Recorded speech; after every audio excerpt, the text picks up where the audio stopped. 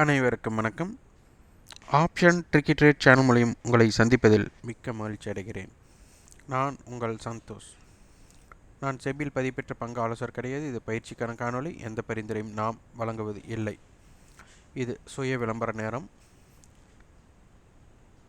நம்முடைய ஆப்ஷன் டேபிளுக்கு உண்டான பயிற்சி வகுப்பு இன்று நம்மளுக்கு துவங்குகிறது. டிசம்பர் 27 விருப்பம் உள்ளவர்கள் வாட்ஸ்அப் எண் 9842610908 என்ற வாட்ஸ்அப் எண்ணுக்கு தொடர்பு கொண்டு அதனை பற்றி தகவல் நீங்கள் பெற்றுக்கொள்ளலாம்.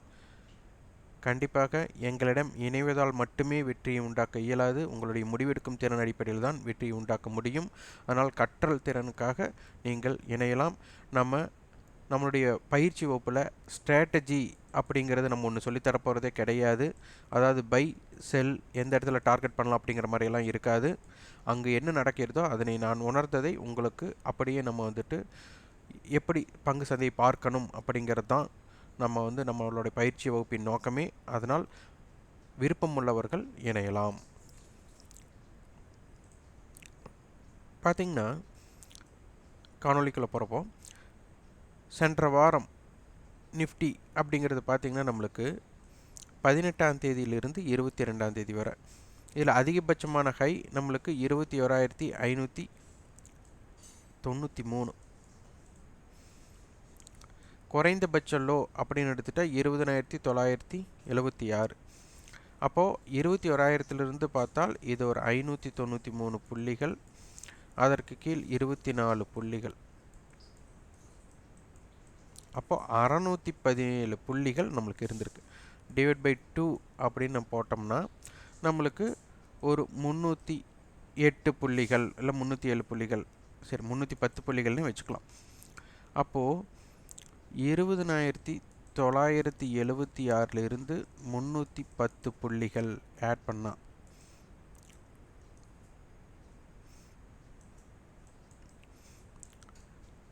அப்போது 21,286 அப்படிங்கிற இடம் நம்மளுக்கு வருகிறது.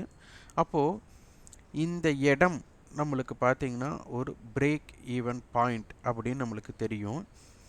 அப்போது இதற்கு மேலே நிற்கிற வர சந்தையோட அளவு ஃபுட்பால் கிரவுண்டுன்னு வச்சுக்கோங்க. அந்த ஃபுட்பால் கிரவுண்டோட இந்த பாயிண்ட் நம்மளுக்கு 21,286னா இங்கே எல்லை நம்மளுக்கு 21,593. அப்போ 310 புள்ளிகளுக்கு நம்ம இது பண்ணோம். டிவைட் 2 போட்டால் அதையும் டிவைட் பை 2 போட்டால் ஒரு 150 புள்ளிகள் நம்மளுக்கு வரும். அப்போ 21,286ஓட 150 புள்ளிகள் ஆட் பண்ணுங்கள். அப்போது 21,436. இப்போ நேற்று முடிவுற்ற வேலை நம்மளுக்கு அங்கே தான் நடந்திருக்கு. அப்போது அந்த ஃபுல் வீக்கோட ரேஞ்சோட பிரேக் ஈவன் பாயிண்ட்டுக்கும் அதனுடைய ஹையுக்கும் இடைப்பட்ட இடத்துல முடிஞ்சிருக்கு. அப்போ இது ஒரு 21,441 அப்படிங்கிறது மிக முக்கிய புள்ளி. இதற்கு நம்மளுக்கு தடுதலாக இருக்கிறது 21,593. இதற்கு அபோவ் வணிகமானால் என்ன நடக்குது அப்படிங்கிறதான் நீங்கள் பார்க்கணும். அப்போ இந்த இடத்துல நீங்கள் தெரிந்து கொள்ள வேண்டியது இந்த 21,436ங்கிற ஒரு இடமும் 21,286 மிக முக்கியம். இந்த 21,286க்கு கீழே வணிகம் நடக்கிறது ஒரு சந்தைக்கு ஒரு சிறப்பான செயலாக இருக்காது. இதனை உற்று நோக்கி நீங்கள் உங்களுடைய கணக்கீடுகளை பாருங்கள். இதை தான் last week break even point அப்படிங்கிற தம்ப்நெயில் நேற்று கொடுத்துருந்தோம். இருந்தாலும் அதை பற்றி எந்த விரிவும் நம்ம கொடுக்காம விட்டுருந்தோம். அதற்காக இந்த விளக்கம் இன்றைய இது. அப்புறம் நேற்று நம்ம கேட்டிருந்தோம் இன்ட்ரா டே, அதாவது இன்டர்னா என்ன, முதலில் இன்டர் அப்படின்னா என்ன, இன்ட்ரா அப்படின்னா என்ன, இன்ட்ரா டேனா என்ன அப்படிங்கிற மாதிரி கேள்வி கேட்டிருந்தோம். அனைவருமே நிறைய பேர்னு சொல்லலாம், மிகுதியான பேர்கள் இன்ட்ராடேங்கும் போது நீங்கள் பங்கு சந்தைங்கிற ஒரு கண்ணாடி எடுத்து உங்கள் கண்களுக்கு மாட்டிக்கொண்டு அதன் அடிப்படையில் தான் நீங்கள் பார்த்தீர்கள். ஆனால் அதனுடைய அடிப்படை பேசிக் பற்றி தெரியல. எனக்கு தெரிந்து ஒருவர் அல்லது இருவர் சரியான பதிலை கொடுத்துருந்தாங்க. எல்லோரும் மற்றவங்க கொடுத்ததெல்லாம் சரியான பதில் தான். ஆனால் மற்றவங்க கொடுத்த பதிலுக்கும் அந்த ஒருவர் இருவரை தவிர என்ன அப்படின்னா, அவங்க வந்து அங்கே இருக்கிற அடிப்படையை நீ எடுத்து சொன்னாங்க. மற்றவர்கள்லாம் பங்கு சந்தைங்கிற கண்ணாடியை மாட்டிக்கொண்டு அதன் அடிப்படையில் மட்டுமே பார்த்தார்கள். அதுதான் வித்தியாசம். அப்போது இன்ட்ரா அப்படின்னு எடுத்துக்கிட்டா 2 எல்லைகள் இருக்கும். இப்போ ஒரு தமிழ்நாடு அப்படின்னு எடுத்துக்கிட்டா தமிழ்நாட்டோட பார்டருக்குள்ளே இருக்கிற அந்த எல்லைக்குள்ளே இருக்கிற விஷயம் இன்ட்ரா அப்படின்னு சொல்லுவாங்க. அப்போ அந்த எல்லையை கடந்து ஒரு விஷயம் நடக்குது அப்படின்னா அது இன்டர். இப்போ பார்த்தீங்கன்னா 2 மாநிலத்துக்கு ஒரு பேருந்து போகுதுன்னா அது இன்டர்சிட்டி அப்படின்னு சொல்லுவாங்க, கேள்விப்பட்டிருப்பீங்க. இதே நாடு விட்டு நாடு தாண்டும் போது வெளிநாட்டு பயணத்தில் பார்த்தீங்கன்னா உங்களுக்கு இன்டர்நேஷனல். அப்போது இன்டர்னா எல்லையை கடந்து, இன்ட்ரா அப்படின்னா எல்லைக்கு உட்பட்டு அப்படிங்கிறது தான் இதோட அர்த்தம். அப்போது நம்ம இன்ட்ரா அப்படின்னாலே எல்லைக்கு உட்பட்டு, அதனோட நம்ம என்ன சேர்த்து பார்க்குறோம், டே அப்படிங்கிற ஒரு விஷயத்தை இணைக்கிறோம். அப்போது ஒரு நாள், அப்போது ஒரு நாளுக்கு உட்பட்டது தான் இன்ட்ரா டே. அப்போது ஒரு நாளுக்கு உட்பட்டதுங்கும்போது நம்மளுடைய பங்கு சந்தையோட ட்ரேடிங் டைம் அப்படிங்கிறது 9:15 இருந்து 3:30 வரை.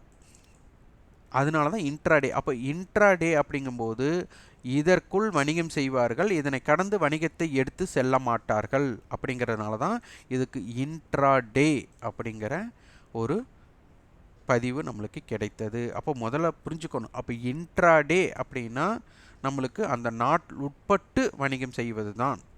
நம்ம வணிகத்தை பார்த்து செய்கிறதுனால நம்ம அப்படி பேசுகிறோம்.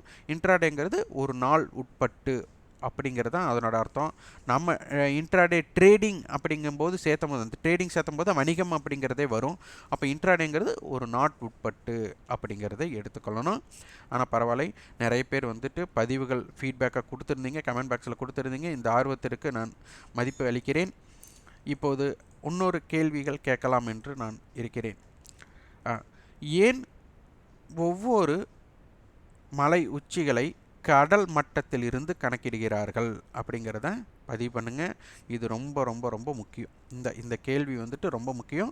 இது வந்துட்டு எனக்கும் அதை பற்றி பெருசாக தெரியாது, இருந்தாலும் நீங்கள் என்ன கொடுக்குறீங்க, நான் எப்படி புரிஞ்சுக்கிட்டேன் அப்படிங்கிறக்காக தான் நான் இந்த கேள்வி கேட்டிருக்கேன். இது பங்கு சந்தைக்கும் உங்களுக்கு சார்ந்து அந்த பதில், இதில் நீங்கள் கிடைக்கக்கூடிய பதில் பங்கு சந்தையை சார்ந்தும் உங்களுக்கு கண்டிப்பாக இருக்க போகிறது. அதனால் இதனை புரிந்து கொள்ளுங்கள்.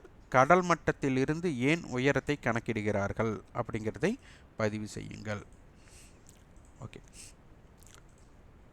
அப்போ கிஃப்ட் நிஃப்டி இப்போ தற்போது வர்த்தகம் நடப்பது 21,554 வர்த்தகம் ஆகிட்டுருக்காங்க. அப்போது நிஃப்டியோட ஃபியூச்சர்ஸ் பார்த்தா நேற்றைய ஹை 21,531. அப்போது இதற்கு அபோவ் நம்மளுக்கு ஓப்பன் நடந்தால் அதற்கு பெயர் வந்து கேப் அப் அப்படின்னு அர்த்தம்.